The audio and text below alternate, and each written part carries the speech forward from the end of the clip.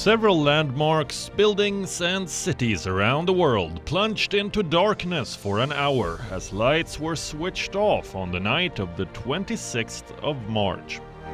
This was done to observe Earth Hour, a World Wildlife-funded event that aims to increase awareness about the perils of climate change. But can campaigns like Earth Hour actually save the planet, or are they just lip service, something people participate in to ease their guilt?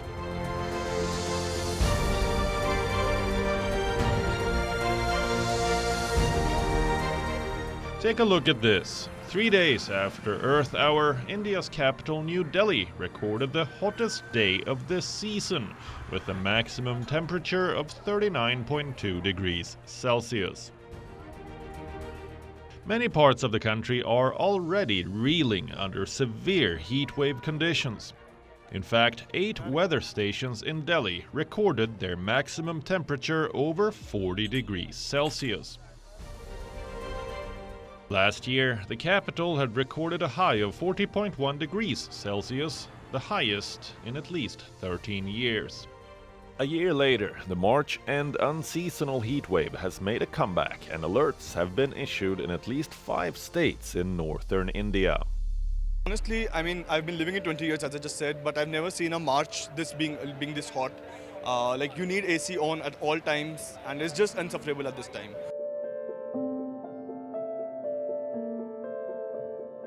In this year, we are experiencing it a little more hot than previous years. So I think this is because of climate changes.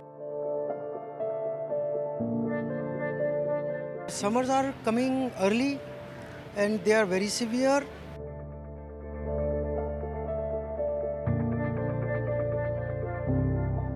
I live in the countryside and I'm a farmer. So we really feel it, like in the crops and stuff. It actually harms our ability to produce food. And you can already feel how in Israel and even in Europe, it harms the food production and the food security of entire nations. Scientists have cautioned extreme heat and humidity can threaten millions of lives and economies in places where it could become fatal to work outdoors. On the 30th of March, a 27-year-old farmer died of a heat stroke in the Indian state of Maharashtra. Moist, humid conditions make it harder for people to sweat away excess heat, leading to health risks, including heat stroke, which can kill or disable victims who go untreated. Many scientists are examining the potential increase in extreme heat and its impact on economies and health, with mental health problems set to soar as people have trouble sleeping and working.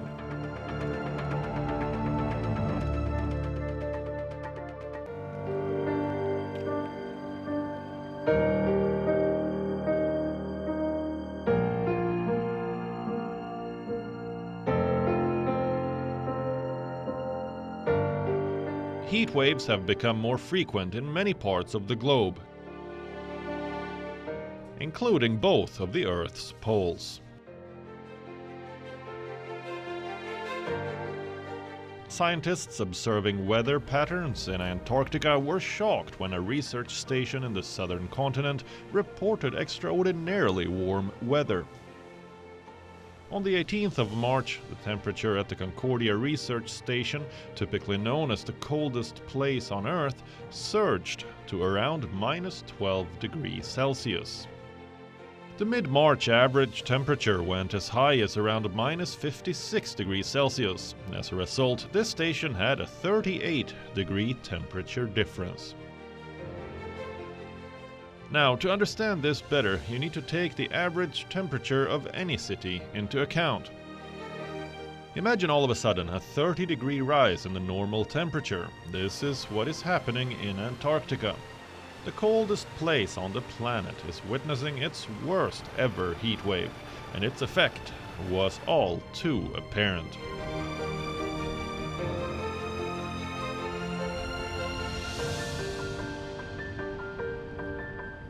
These NASA satellite photographs show the collapse of the Glacial ice shelf close to Bowman Island in East Antarctica. An ice shelf larger than New York City collapsed around mid-March in an area long thought to be stable and not hit much by climate change. It's the first time in human history that the frigid region had an ice shelf collapse. It had been, sort of these slow changes that have happened, relatively slow changes that have happened with the ocean warming and the glacier flow. One fast thing that happened was that weather event last week. And so that, I wouldn't say that it's the entire story, but it certainly added a pressure onto those ice shelves that we haven't seen before. And so that's why the timing was sort of interesting, I guess. This is not going to have much, if any, measurable effect on, sea level rise or anything like that. But the process is important because of where it is. And we haven't seen an East Antarctic ice shelf collapse at least in our lifetimes, over the last, human observation period.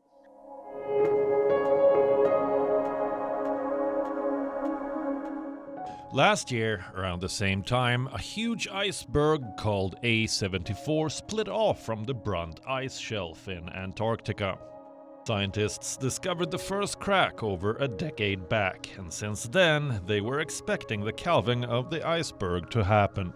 Measuring around 4,320 square kilometers in size, it is the largest berg in the world. A74 is more than 7 times the size of Mumbai, which is about 600 square kilometers. And now, the loss of the Conjure ice shelf is the latest sign that changes are happening in the continent.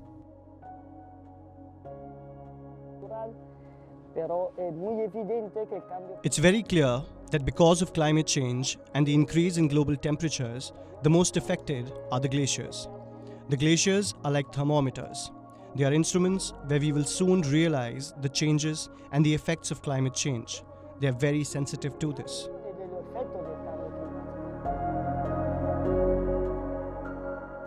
About 4,500 kilometers away from Antarctica in Chile, just a month before a warm March, a crack widened in the San Rafael Glacier, one of the major outlet glaciers of the northern Patagonian ice field. A 10-story iceberg crashed into Lake San Rafael, a dramatic reminder of the impacts of global warming. Every day it gets worse because the glacier is retreating. In summer, it's losing 13 centimeters of ice cover a day. And in winters, it's losing 2 to 3 centimeters. So there is no turning back. Today, about 100 icebergs float in this lake. Pieces broken off from the glacier that 150 years ago stretched out over 2/3 of the body of water, now free of ice cover. The European Space Agency satellite images show San Rafael to be one of the world's most actively calving glaciers and the fastest moving in Patagonia, flowing at a speed of about 7.6 kilometers per year.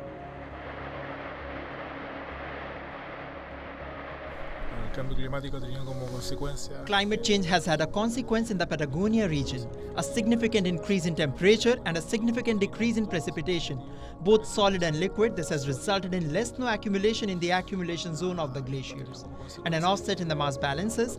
Therefore, the glaciers are receding with this.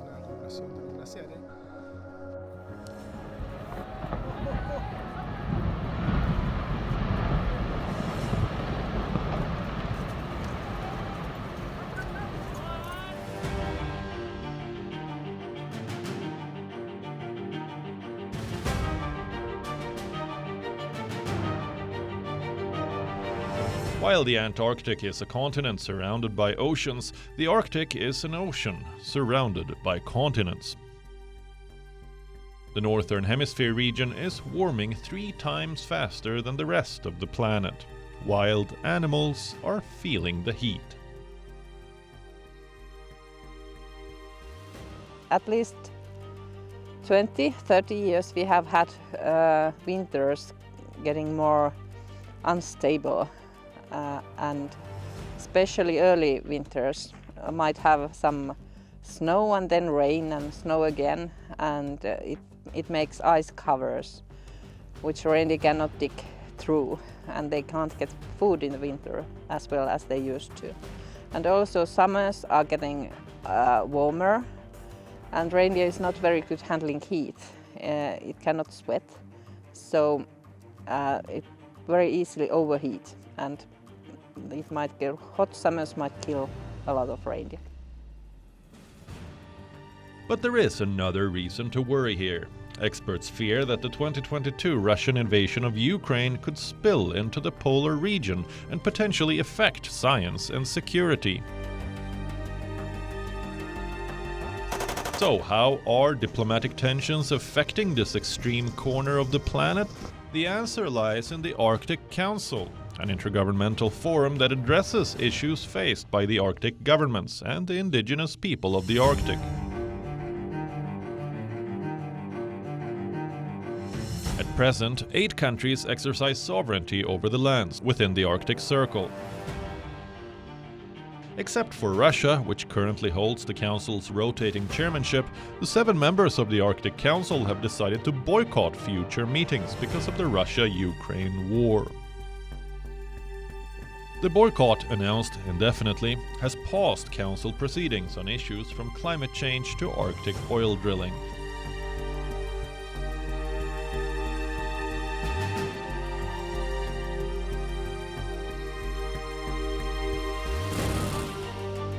Because the Arctic is now warming faster than any other place on Earth, it has paved the way for a military contest.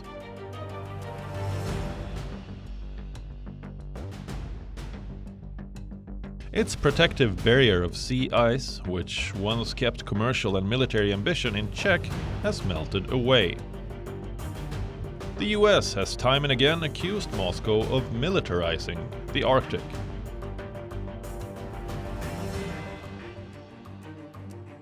Last year, at a time of growing tension with the West, the Russian Northern Fleet launched a new series of drills in the Arctic.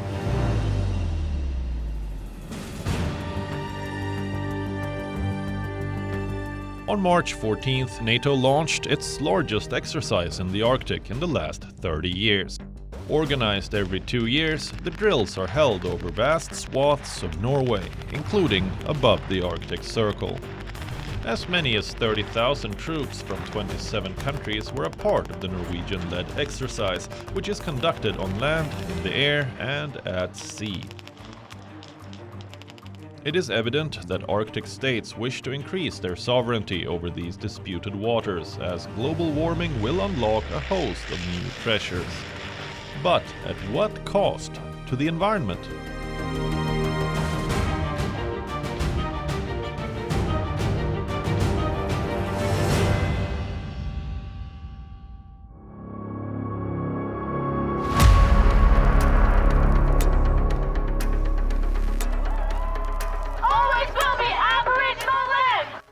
Mercury is rising in Australia too. Following the recent catastrophic floods in March along the country's east coast and bushfire in February, hundreds of student activists gathered in front of the Australian Prime Minister's residence as part of a global protest demanding climate action.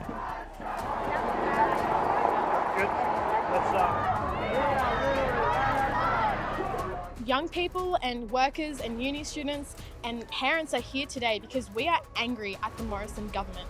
We're seeing climate disaster after climate disaster with bushfires and floods, and not just bushfires, mega bushfires and mega floods that are just absolutely ravaging. Morrison government continue to support and subsidise the fossil fuel industry.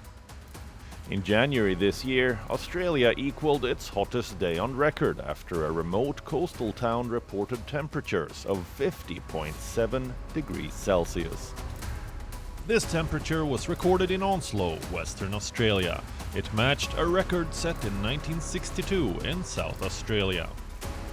In February, 2 out-of-control bushfires threatened lives and homes in Western Australia, with blistering temperatures recorded in many cities. Western Australia has endured record heat this summer, with Perth recording 10 days above 40 degrees Celsius.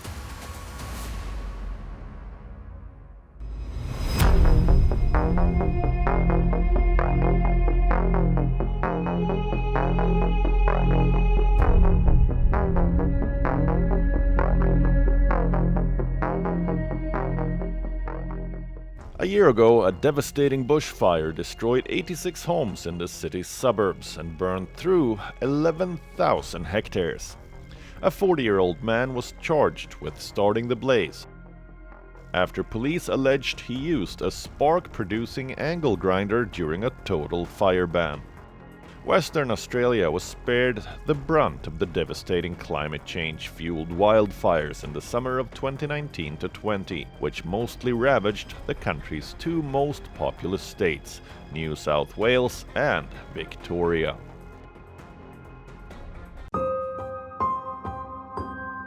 These heart-wrenching visuals of burnt koalas and kangaroos shocked the world. An estimated 480 million mammals, birds and reptiles lost their lives. 3 years down the line, the situation remains grave. We are underwater, and 3 years ago we were on fire, and nothing has changed.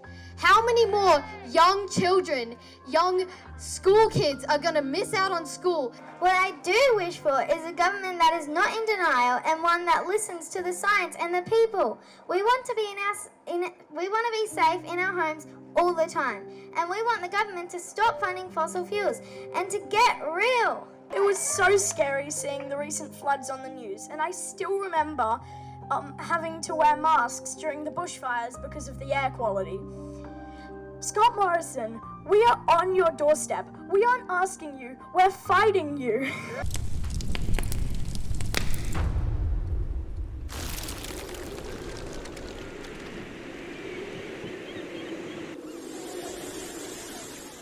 In recent years, global warming and climate change have been the subject of a great deal of political controversy.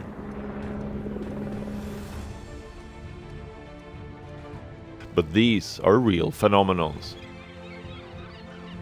Birds are migrating earlier. Plants are blooming earlier. Mountain glaciers are melting. And the Earth is getting warmer. It's a ticking time bomb.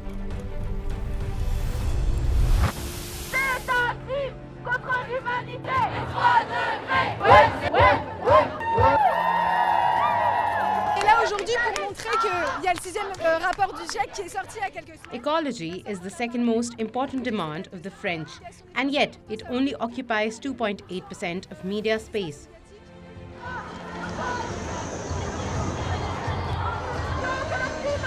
I think climate change is a very important issue that we need to take more seriously as a society.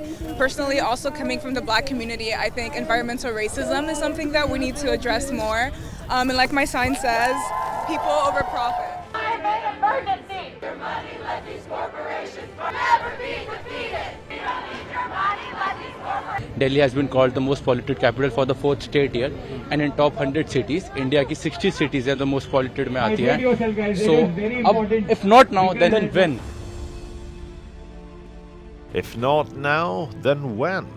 It's a question that all of us must ask ourselves.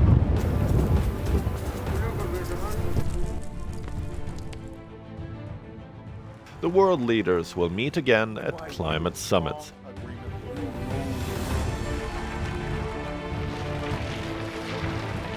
They will conclude that there is a need to take meaningful and effective actions to tackle climate change. But the question is, how much time can we really give to them to make these changes? Our planet is our home, the place that sustains us.